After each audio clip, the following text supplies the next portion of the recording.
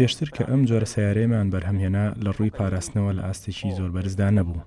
بەڵام ئێستا بە شێوازێک پەرەمان پێداوە کە ئاستی پاراستنی سەرنشینەکە لەو پەڕی دڵنیاییدایە.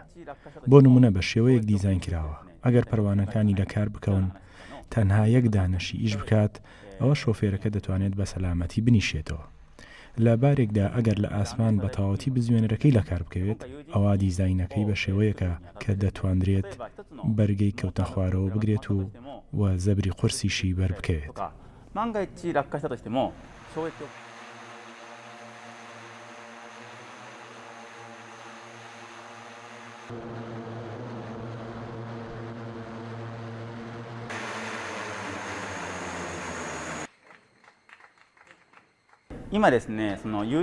زیاتر لە 100 پرۆژەی دروستکردنی ئۆتۆمبیلی فڕی و هەیە لە جیهاندا، بەڵام تەنها 10 لەو پرۆژانە توانیویانە بە شێوەیەکی دیزاین بکرێت کە شۆفێر بتوانێت لە کاتی فڕیندا لە نێو ئۆتۆمبیلەکە بمێنێتەوە. ئێمەش یەکێک لەو کۆمپانیانین کە توانیومانە باشترین دیزاینمان هەبێت.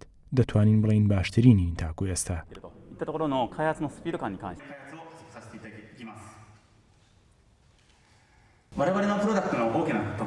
یەکێک لە تایبەتمەندیەکانی ئەم ئۆتۆمبیلەی ئێمە دروستمان کردووە ئەوەیە کە قەبارەکەی بچووکە، دەتوانێت لە شوێنێکی بچووک دەست بە فڕین بکات.